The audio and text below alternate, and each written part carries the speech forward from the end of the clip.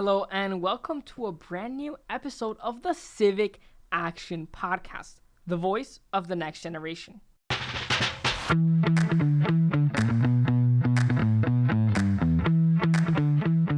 My name is Maurice and I'm the founder and executive director of Virtutem Populo. We're the nonprofit organizing this podcast.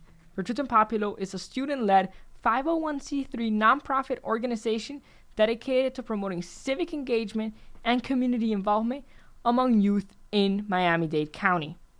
Before we continue, I want to give a special thank you to the Miami-Dade Chamber of Commerce for their support of this podcast and to the office of Miami-Dade's Mayor Manny Sid for letting us use this amazing studio where we are today. Today we have the youngest guest so far and a very special guest, Anthony Valenzuela. Anthony just graduated from the University of Florida. He's a community councilman for District 11, former student government president at Miami-Dade College, and is overall very active in the community and a very good example of students going to college, graduating, giving back to our community and taking up leadership roles. Thank you for being here, Anthony. Thank you, Maurice, so much for having me. And I got to say, Tico did a wonderful job painting this back here. So Tico, and we have a great audience here today. Thank you guys for having us. Thank you for hosting me, for inviting me. It's a pleasure to be here. I've seen you. I open up my phone and I see you for breakfast, lunch, and dinner, which is a good thing. So congratulations on your success. I'm just happy to be part of it. Thank you, Anthony. And the reason I wanted to bring you on is because we've had amazing guests, President Vasquez of MDC North. We've had the superintendent of schools, Dr. Doltres. But I wanted someone younger, someone that is really what we're advocating for, of youth being involved civically in the community. So tell us a little bit about you. Sure. What's your journey? Yeah, so I think it's beautiful. Everybody's journey is so different and adds value in so many different ways. And my journey goes something like this. I started, I went to Devonair K-8 Center. I'm out in West Kendall, so I went K-8 to Devonair, which is a phenomenal public school. From there, I jumped over to St. Brendan High School, where I graduated from in 2019. Had a wonderful experience in St. Brendan. And then from there, went to really a true hidden gem in Miami-Dade County, which is the Honors College of Miami-Dade College. Phenomenal. I mean, when we talk about hidden gems in Miami-Dade County, this is one of them. This is one that a lot of high school students don't know about, and it is a 10 out of 10. There's a lot of honors colleges throughout different campuses that Miami-Dade College has. They have 8 campuses. I think they're at 5 right now that offer honors college program. So I did that for 2 years, where, as you mentioned, I was elected student body president of the Kendall campus, which was a fantastic experience and really interesting because I became student body president right when COVID hit. So it was very different. My team and I had to adapt very quickly to the needs of our students. Just how to do things was different than the other 20, 25 other student body presidents before me. So it was a very interesting time, a lot of learning, a lot of things I had to do out of my comfort zone. So I really credit that experience as student body president as the experience that made me interested in civics and government and local government, how it works. So from the Honors College, I was blessed and lucky to have been accepted to the University of Florida, where I went and just graduated, like you mentioned, a week ago, where I majored in business administration. And that, too, was a phenomenal experience going to the University of Florida. The network, the alumni network, the quality, the attention to detail of the education there was just phenomenal. And I think there's a lot of value, Maritza, maybe we can talk about it a little bit later, of going away from home. I know it's scary for a lot of people. Definitely if you're fresh out of high school. Luckily, I had 2 years to mature a little bit more at the Honors College, so I transferred and left home for the first time at 20 instead of 18. But nonetheless, I think going away from home taught me a lot, how to be independent and so on and so forth. And here we are today. And, I have a couple things that I do on the side, charity work, of course, with the family business and real estate. So I like to keep busy, as do you. Yeah, and he's also the host of his podcast, isn't that right, Anthony? That's right, yep. The Mindset Podcast. Tell us a little bit about that. How did you start that? Yeah, I'm glad you asked, because I'm always on the other side. I'm always the interviewer. I'm always in your seat. So it's really interesting to be interviewed. So the Mindset Podcast is a phenomenal podcast, very much aligned with what you're doing here with your podcast, Maritz. And it's called the Mindset Podcast. We started it about 3 years ago with my co-host. His name is Gabriel Russo. We're high school buddies. And the reason we started is because Gabe and I said, what can we do and what can we do to make an impact? Like, what can we do? Do we start a business? What do we do? And what we ended up deciding to do is just start a podcast. Let's do it. I always preach and I tell young folks, if you're always waiting for the perfect moment, the perfect moment's never going to come. So you just got to jump in the pool and figure out how to swim. That's our mindset. So we said, let's start it. We have no experience with podcasts. We don't know what a microphone looks like, which one to get, what light. Let's just do it. Let's do the podcast. So we started about 3 years ago, and it's been, thank God, very, very successful thus far. Essentially what we do is we have guests like yourself, people who are very successful, very established politicians, business owners, CEOs, and we ask them, what's the secret? How did you make it to where you are today? What advice do you have for young people listening to this right now? What advice would you give your 20-year-old self if you could go back 40 years from now? Like those kind of very thought-provoking questions we ask our guests because we want to get to the bottom of how do you become successful in today's world? So that's what we're about at the Mindset Podcast. Yeah, for any of our viewers, we highly recommend you guys check it out. It'll be linked in the bio if you're watching this on YouTube. But I want to go back to something you mentioned, which is going away for college. Yeah. That's a topic I love because it's a conversation I have all the time with friends of mine at my high school. And we both come from Hispanic backgrounds. You know how Hispanic parents and families are. They're very much, trying. They don't want to let you go. They want you to stay home.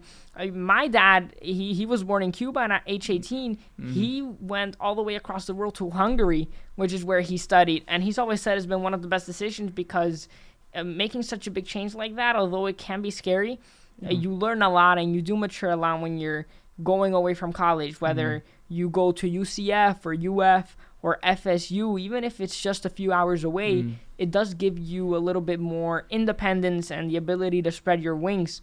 So how was that process for you? Were your parents very supporting? Were they a little scared that they want to keep you at home? And would you do it again? Maybe going back, would you still go to MDC 2 years or would you maybe go straight to UF? Yeah. How's that like for you? Very good question. And there's a quote that I love, and it goes like this: God places the best things in life on the other side of fear. God places the best things in life on the other side of fear. So to your question, going away from home is scary. Like nobody's excited about it per se. It's a new city. It's new friends. You're out of your comfort zone. And that's where a lot of people get stuck and they settle for good universities, colleges here in Miami. But hey, there's a whole world outside of Miami. There's 100%. UF, which is not even outside of the state. There's Notre Dame. There's NYU. There's wonderful institutions 100%. That it takes. You could be very, very smart. You can get accepted.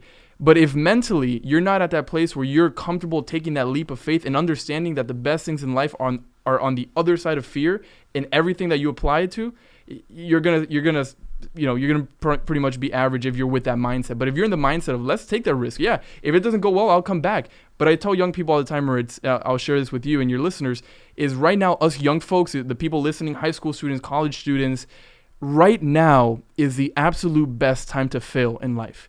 If you're going to fail at all in your life, guess what? Right now is the best time. Why? Because your mom and your dad, or somebody's paying for your home, somebody's feeding you, for the most people, right? A lot of us are blessed to not have to work. We don't have to rely on bills. We don't have children yet. Try failing when you're 37 with 4 kids and a job that you're relying on. It's hard to open up that ice cream shop and be, advantageous. Right now is the best time to fail. So I tell people, hey, if you have the opportunity to go away for college, do it. And if it doesn't work, so what? You come back home. At least you tried it. But I think one of my biggest fears is one day looking back when I'm 80 years old, looking back at my life, connecting the dots and saying, man, I wish I would have. I wish I would have run for student body president. I wish I would have run for X, Y, and Z council. I wish I would have gone to UF and see what I don't want that. I don't want that for anybody. I think that's the scariest thing in life. And I think right now we have a tremendous opportunity to go out and embrace fear, not run away from it. I love that. And 100%, I agree with that mentality. And it's what I tell many of my friends too who are maybe a little scared to go away. Yeah. It's just make that decision.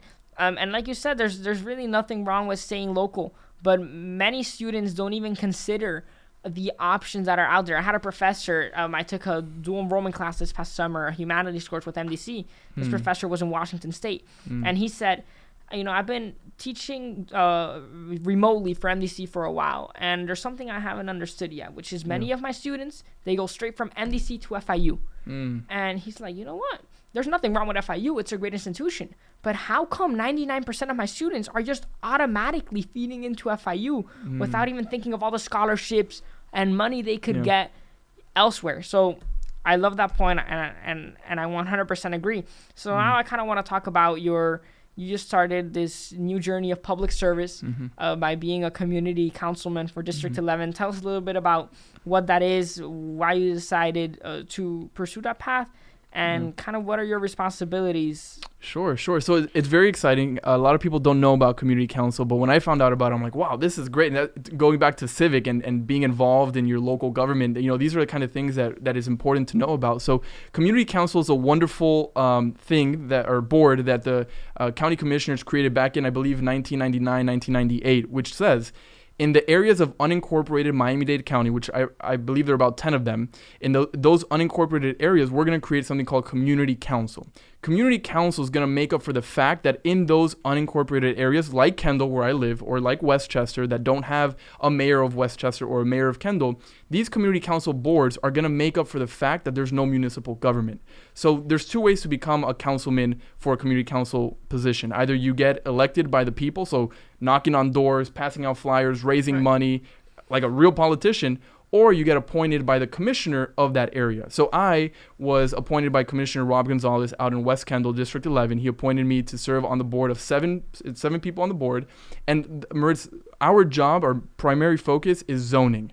Anything zoning has to come before myself and my board, and we vote yay or nay on a zoning application. If Lennar, for example, wants to build X number of units, it has to come before my community council board, and then we say, we vote on it depending on the evidence that's given to us. The second part of what we do in our responsibilities is to give advice to the county commissioner. So policing, garbage, traffic flow, anything concerning our constituents in West Kendall, we then give advice to the commissioner, who is Rob Gonzalez. So that's our main focus. So what I want to do with this position, Moritz, is be there with my community, go to events with my community, get involved. Because I believe that, unfortunately, a lot of politicians are just politicians, but they're not public servants. A lot of people mix the two, but I believe someone who's a public servant understands that leadership is nothing but about service. They're not there for themselves or for any other interest other than just to know what the needs are. And the only way for you to know what your needs are as a politician or as anybody is to be in the community, walking, talking to people, knocking on doors, eating with them at restaurants. What are the pain points so that I can go back and fix those problems? So I like to think of myself now and hopefully in the future as a public servant and not necessarily a politician. Yeah, that's a great way of thinking about it. And something that maybe you could give some advice to our listeners is many of our listeners are students, and although maybe law or politics is not necessarily your thing, I always like to say that civics, it's not really about law, it's not really about politics. It can be applied to any field, whether that be doctors or science, engineers, anything like that. Civics is going out in your community and making a difference, making a change. And for many of our young folks, it always begins with shadowing an adult or having a mentor. Yeah. So what advice do you have for that, of how students can find someone to shadow in their career path they want to follow? I know you've had many mentors. What's a way that students can get one? I love it. You're asking all the right questions, I think, for somebody who's young and listening to this. And I'll start with saying this. Your net worth is your network. Your net worth is your network. A lot of people, I feel like, especially young, right? Like high school students, maybe just got into college. When an opportunity comes up and it's to work for free, they run away from it. Like, no, I'm not going to do anything for free. I used to be one of those people. I'll be honest. I used to be like, no, if I don't get paid, I'm not doing it. But then I had mentors, to your point, who had wisdom. And luckily, I listened to those mentors who said, Anthony, your network is your net worth. Don't worry about the money. The money will come. The money will come if you're doing the right things. It'll attract you. You won't chase money. Right. So I said, you know what? You're right. So let me start doing things for free. Let me start helping out and getting these tremendous opportunities and do it for free. And so what? Again, we're so young now. There's going to be time to make money. But I think the notion of not doing anything because you're not being compensated, I think a bigger compensation, Moritz, is that connection that you might have for that person you're interning for free rather than money that you might be getting for that person. So I see a lot of value in getting mentorships, getting exposed to different things. I think you're absolutely right. Like civics can be applied to anything. It could be politics. It could be anything at all. And I think the more you're out there, the more you're going to chamber events, networking events, Latin Builders Association, all these different events that expose you to the community, the better you're going to be. So I think it's two parts when it comes to networking, right? We established that networking is critical, as you have done such a great job with networking. Thank you. 50% is showing up. 50% is just showing up to the Chamber of Miami Lakes event or whatever, or the Chamber of South Miami event. Like, just showing up is 50% of the battle. If you can get in the room, you're almost there. The other 50%, once you're there, is make something out of it. I see a lot of young people, and, you know, because they're nervous, they need some practice. I get it, but they're on their phones, they're on Instagram, you're there to network. You're there to put your phone down and communicate with people, have a conversation. So if there's a young person listening right now, my advice would be, learn how to have human interactions. Get off your phone and learn how to look somebody in the eye and shake their hand and say, how are you doing? This is who I am. How can I help you? Always see also, honorable mention, where you can add value to people. I think that's what makes somebody valuable. When I go into a conversation, into a room, and I already have an idea of how I can add value to that person, not how they can add value to me. How can I, Anthony Valenzuela, add value to the person I'm speaking to? Because that's how I become worth it. I love that mindset. And just an example of the power of networking is Anthony and I, prior to this recording, I think we've never really said more to each other other than a hello or anything like that. Yeah. But I reached out on Anthony, seeing all the great things that he's doing, and I'm like, man, he's an awesome guest to have on the podcast. Thank you. And Anthony was down 100% merits. Let's do it. And it just shows you that maybe the first step is even just asking. A lot of students, I feel, are scared to ask for internships or opportunities, but the first step is just going out there saying hello. You know, do you want to do something together? You want to work together? Yes. So to that point, I mean, I think young people find it weird to ask a 40-year-old to go get coffee. Right. Like that's the most frightening thing in the world. Let's break that stigma. Let's break that wall down, because there's, Maurice, you've probably experienced it, as have I, with the podcast. There are so many people that actually really want to help you. Like, people see young people and they see themselves in that young person. They know that we are the future. We are the now. We're the leaders of right now. Maybe they started something great, right? This Miami tech movement. There's older people who started that for us.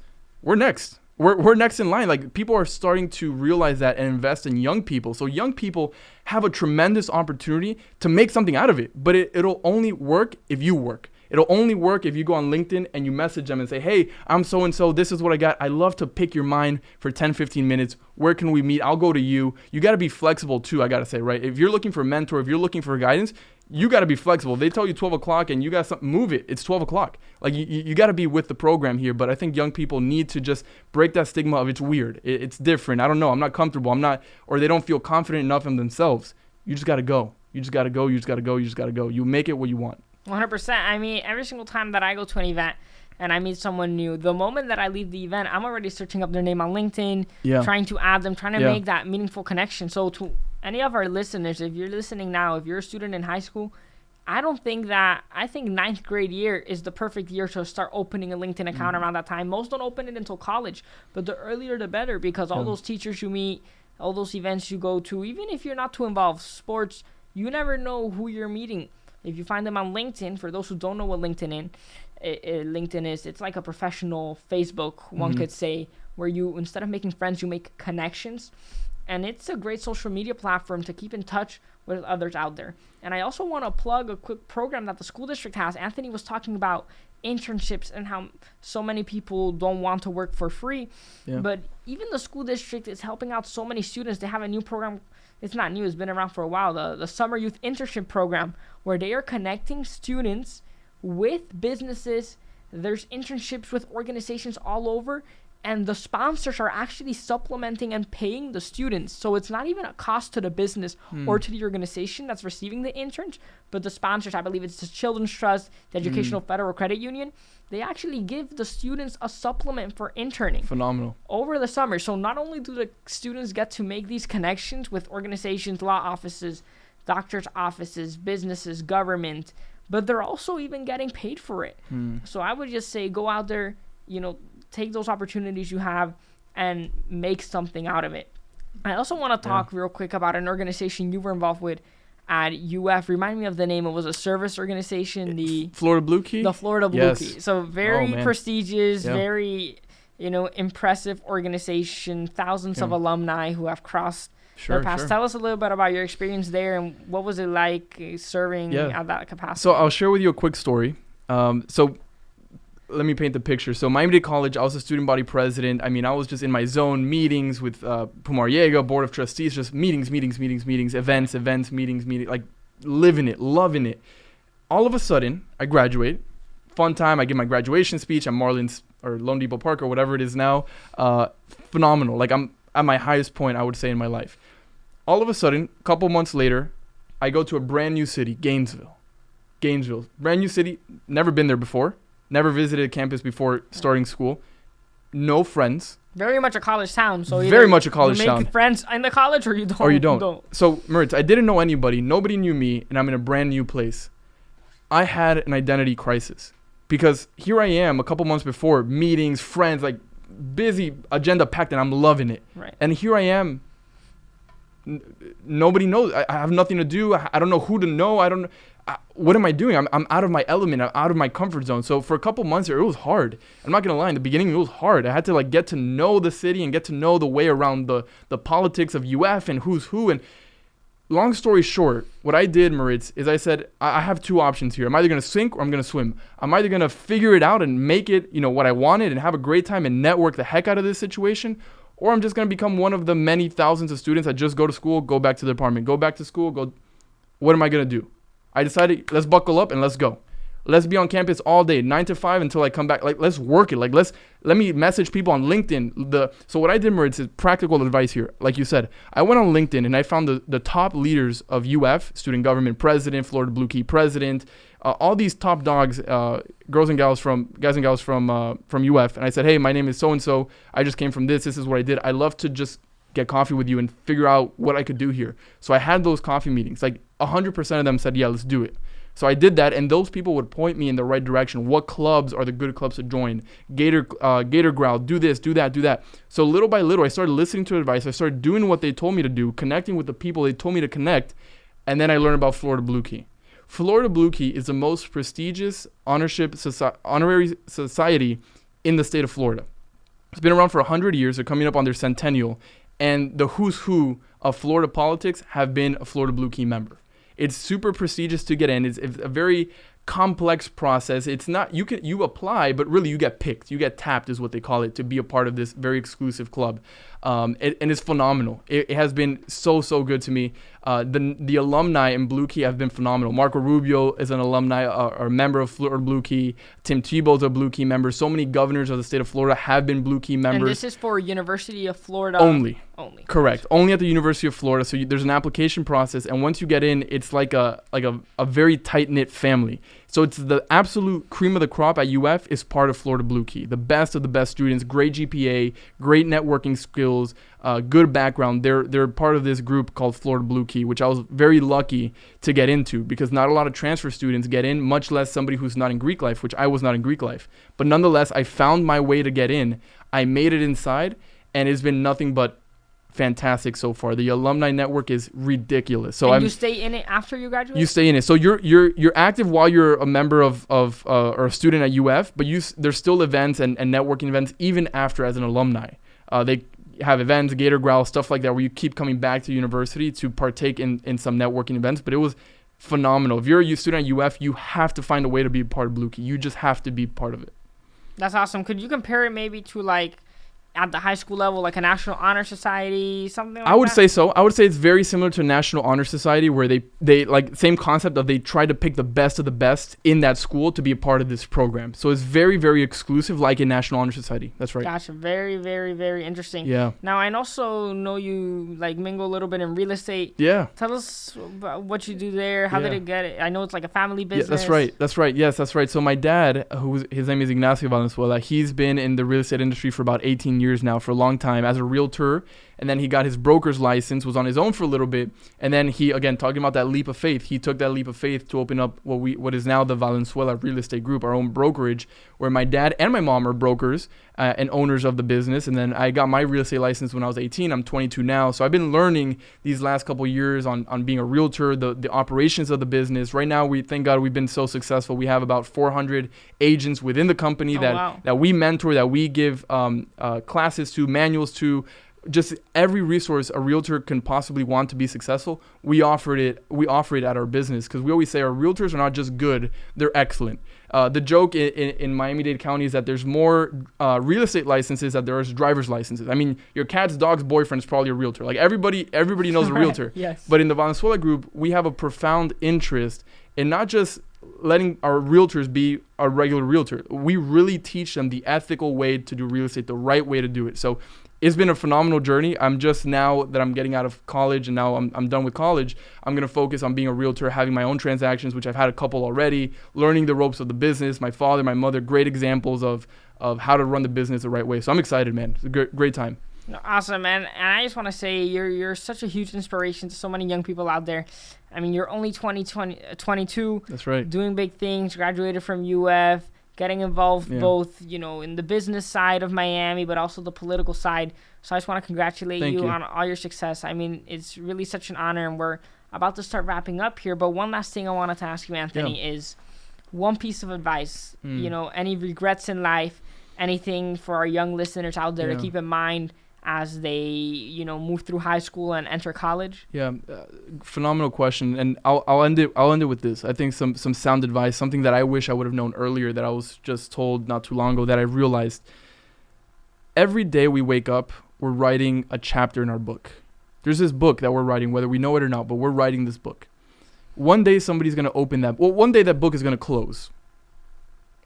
One day somebody's going to open that book. Most likely your kids or your kids' kids. And they're going to see what your life was like. I'm very big on legacy. Very, very big on legacy.